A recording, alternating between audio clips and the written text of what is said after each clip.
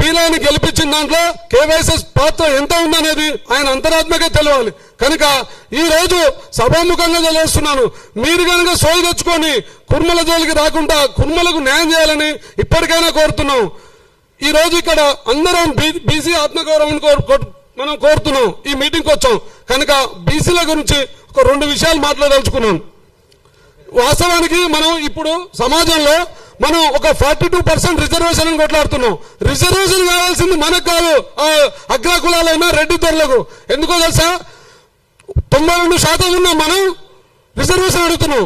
ఎన్ని శాతం ఉన్న వాళ్ళు మనం రిజర్వేషన్ కావాలని కొట్లాడుతున్నాం. అంటే మనం ఎంత చేదగంతనం ఉందో మన కాలం ఇంకా ఎంత ఉన్నామో రాబోయే రోజుల్లో ఖబర్దార్.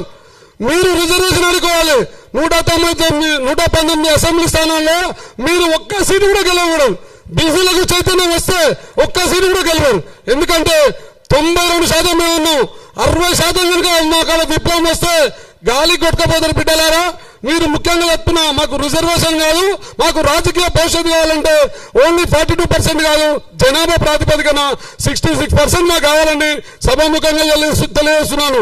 ఇక్కడికి వచ్చిన బీసీ మిత్రులకు ఒక్కటే విన్నపం చేస్తున్నాను, టైం కూడా లేదు కనుక ఇక్కడికి ఈ మీటింగ్లకు పరిమితం కాకుండా రాబోయే రోజుల్లో బీసీ రాజ్యం కంపల్సరీ వస్తుంది.